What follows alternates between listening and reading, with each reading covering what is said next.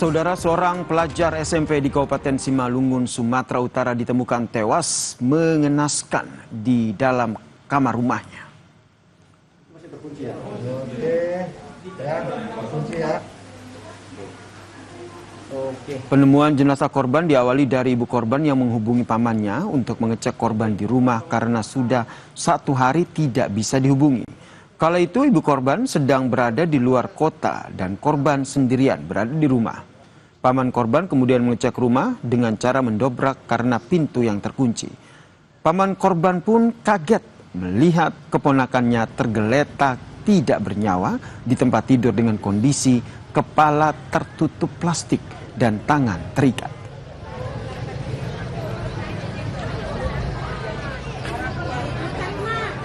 Berarti pintu masih terkunci ya? Nah, ini apa yang ulang tadi? Tadi apa? Dari hasil olah TKP sementara, saudara, saat kejadian korban sendiri berada di dalam rumah. Barang korban tidak ditemukan ada yang hilang. Sejumlah saksi sudah diperiksa seperti keluarga dekat dan juga teman sekolah korban. Sementara itu, saudara, sang ibu belum dimintai keterangan karena masih syok. 04 tas. Ya, tas ransel. 09, mie sedap. Kasih makanan mie sedap, ya 12. Rumah tersebut dalam keadaan tertutup dan tidak ada orang lain yang keluar masuk dari rumah tersebut. Demikian. Barang-barang korban apakah ada yang hilang, Komandan? Untuk barang-barang korban tidak ada yang hilang dan handphonenya juga kami temukan di samping tubuh korban. Demikian. Saksi yang diperiksa sudah sekitar 6 orang yang merupakan keluarga dekat korban dan teman-teman sekolah korban. Kalau ibu korban, Dan? Ibu korban belum dilakukan pemeriksaan, masih shock. Sementara itu, saudara, tim forensik Rumah Sakit Daerah Jasmen Saragi, Kota Pematang Siantar telah melakukan otopsi terhadap jenazah remaja yang tewas dengan wajah terbungkus plastik.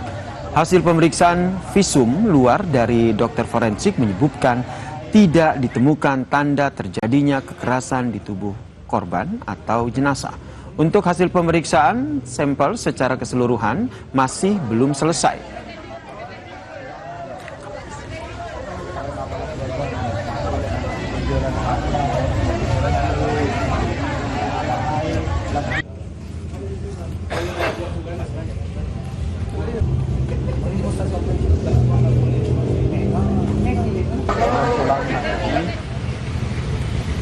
Setelah kita lakukan pemeriksaan dan kita lakukan otopsi, sedikit yang bisa saya terangkan bahwa hasil dari pemeriksaannya tidak ada dijumpai tanda-tanda kekerasan.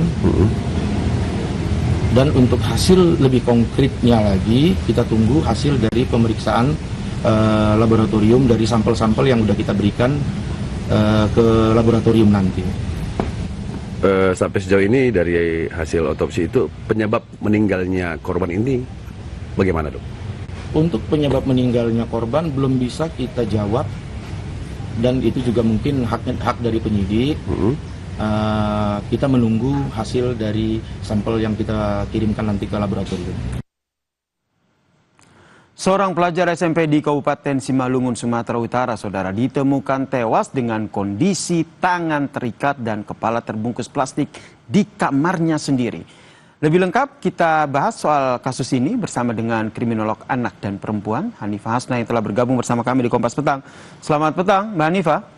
Tapi jangan ngomong ya, Bang. Mbak Hanifah. Mas Yasir, selamat petang. Ya. Mbak Hanifah, ini kalau kita lihat nih hasil olah TKP sementara, polisi menyebut bahwa kondisi jasad anak SMP ini dalam kondisi tangan terikat dan kepala terbungkus plastik. Apa yang Anda lihat dari indikasi kematian ini?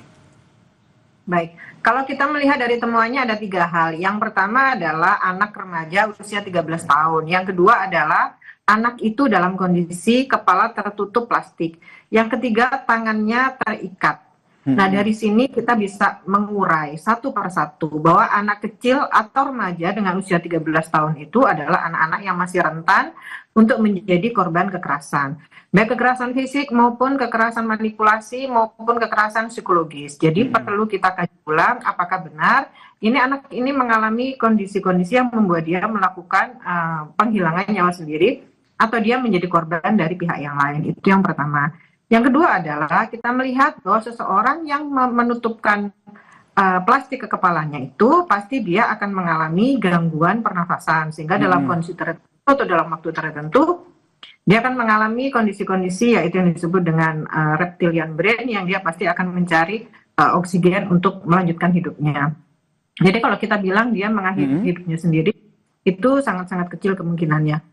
Berarti kecil kemungkinan menurut Anda kalau korban mengakhiri hidupnya sendiri begitu ya. Nah ini terkait dengan hasil penyelidikan dan olah TKP sementara Mbak Hanifa, ini juga kita akan tanyakan langsung ke jurnalis Kompas TV, ada Armando Sinaga yang akan memantau bagaimana hasil penyelidikan polisi di sana. Kita pantau bersama, kita dengarkan dulu bagaimana update penyelidikan dari sana Armando.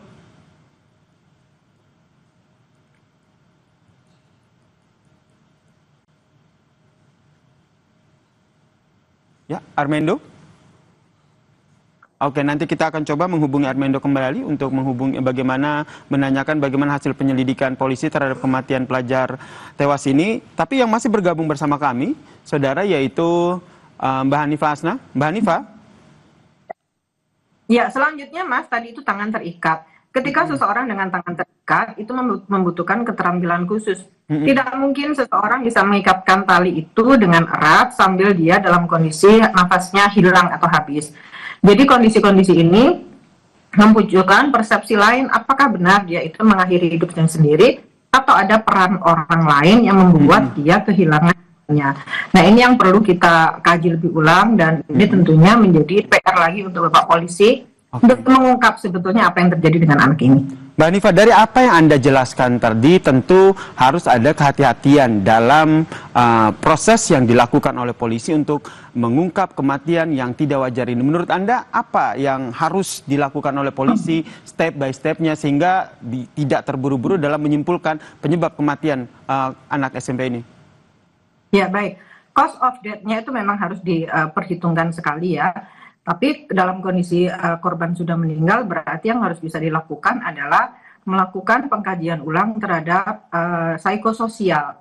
Psikososialnya kepada siapa? Tentunya kepada orang-orang terdekat.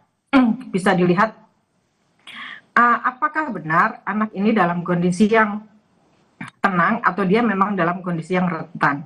Rentan itu artinya dia mengalami kekerasan, mengalami kekerasan atau dia mengalami pembulian di sekolah sehingga dia dalam kondisi yang sangat tertekan.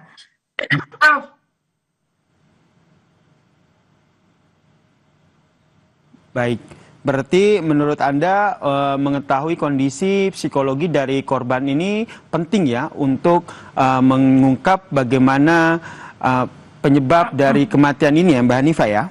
Ya betul sekali. Kalau kita lihat ini kan masih Mbak Hanifa ini kan bisa dikatakan anak di bawah umur begitu, kondisi ini remaja. Bagaimana bisa akhirnya polisi mendalami kondisi psikologis dari korban ini?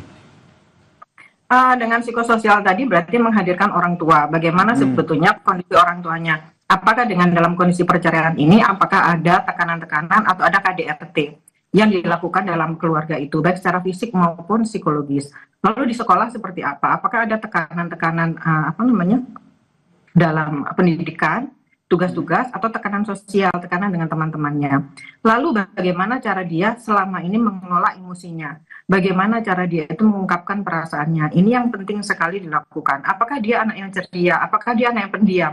Bagaimana selama ini dia menyelesaikan permasalahan dengan temannya? Ini sangat-sangat penting diketahui. Lalu bagaimana jejak digital anak ini? Apa yang ditulis di media sosialnya? Apa yang ditulis di chatnya? Terus selama ini ngobrol sama temennya itu apa yang diobrolkan? Maaf Mas.